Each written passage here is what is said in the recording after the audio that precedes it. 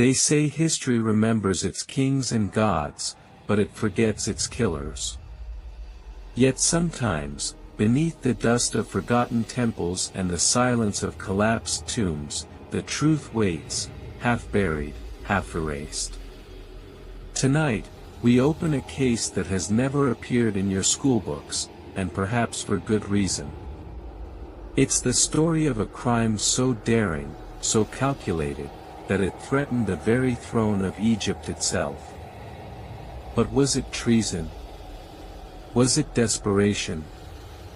Or was it something darker, an echo of bloodlust that crossed dynasties and centuries? This is not just a tale of forgotten pharaohs and their courts. This is a crime scene stretched across 3,000 years. And the evidence is scattered, in broken papyrus scrolls, in half-deciphered inscriptions, and in the strange gaps historians refuse to explain. It begins in the year 1155 BC, at the heart of the Egyptian New Kingdom. Ramses III, the last great warrior pharaoh, ruled an empire staggering under its own weight. He was a king both feared and exhausted, clinging to power while famine gnawed at the villages and foreign invaders pressed Egypt's borders. And in his palace, among the wives, scribes, guards, and priests, an invisible hand was already sharpening its blade. The court of Ramses III was a world of shadows behind gilded walls. Outside, the Nile's flooding cycles promised life or ruin. Inside, whispers promised death. Pharaoh's household was not one of harmony. Rival queens jostled for influence. Sons watched each other with suspicion. Priests carried secrets as carefully as they carried scrolls. In a palace where everything glittered, no one trusted the shine. Among them was a woman known as Tai. She was not Pharaoh's chief queen, that honor belonged to Iset-Tahemjer, the mother of the crown prince. Tai was a secondary wife, but one whose ambition burned hotter than incense. She wanted her son, Pentuer, to inherit the throne. And she was willing to spill more than royal ink to make it so. The plot, historians now call it, was the harem conspiracy. But evidence suggests it was far more than a harem squabble. It was the closest Egypt ever came to a silent coup orchestrated with chilling precision. The evidence was uncovered in fragments. A papyrus, now called the Judicial Papyrus of Turin, tells of trials, confessions, and punishments. But the document is uneven, damaged, missing pieces, as if someone wanted it preserved just enough to warn, but not enough to reveal. From what survives, a story emerges. Messages smuggled by scribes. Magical spells whispered by priests to weaken Pharaoh's guards. Secret alliances made with palace officials, waiting for the night when Ramses would breathe his last. This was no impulsive act of passion.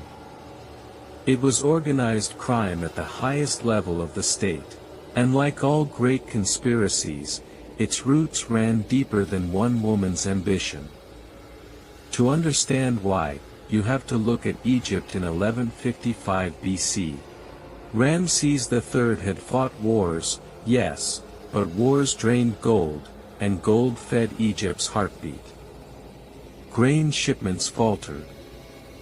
Workers on royal tombs went unpaid, sparking one of the first labor strikes in recorded history. Priests complained of temple shortages. Even in Thebes, Egypt's holy city, the shrines stood quieter. For a kingdom built on divine order, what the Egyptians called Ma'at, this was collapse. And when Ma'at cracks, someone always steps forward to promise restoration. Tai and her allies saw opportunity. Pharaoh's grip was loosening. All it would take was one blade, one moment of chaos, and Egypt would awaken to a new ruler.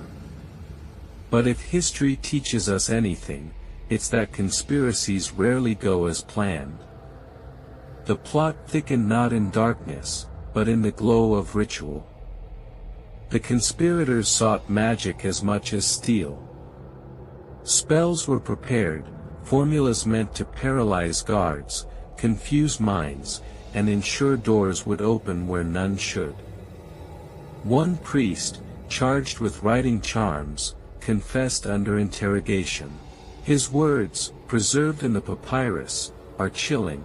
I made writings that should cause men to lose their senses, so that they might not know, nor see, nor hear. To us, it sounds like superstition.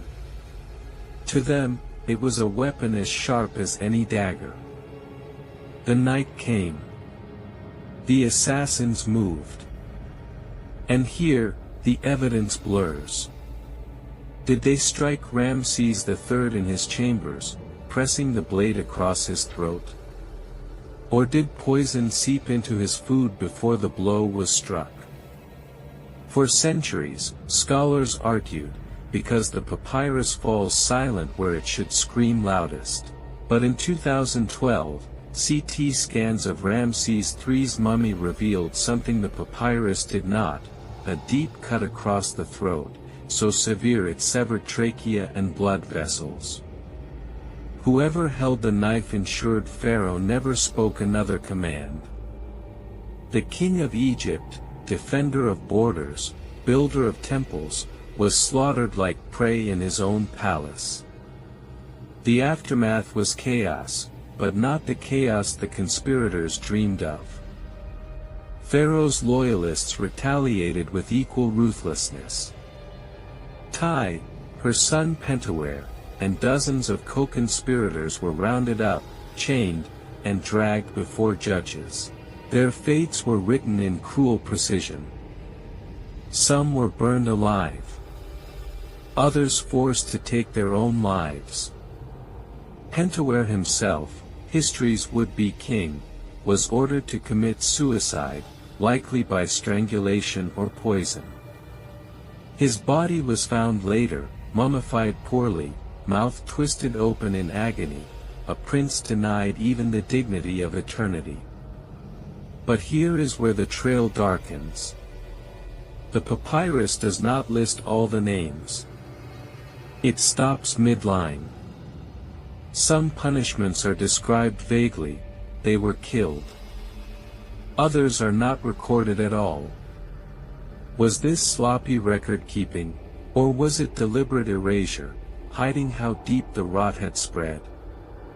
Some modern scholars whisper that the conspiracy may have reached into Egypt's highest priesthood, even into Pharaoh's inner guard. If true, then the trials were not justice, they were damage control, designed to protect Egypt's image more than reveal its truth. This is where we must pause. Because what survives of this case is not just history, it is evidence. Broken, manipulated, incomplete evidence. Exactly the kind of fragments investigators face when examining any cold case. The judicial papyrus is not a verdict, it is testimony. And testimony, as we know, can lie. Which raises the darker question: what if Tai and Pentawere were scapegoats? What if someone else struck the fatal blow, then used the trial to bury their own involvement? Egypt buried its dead with care. It buried its secrets with even more. And for over 3,000 years, this case has remained unsolved.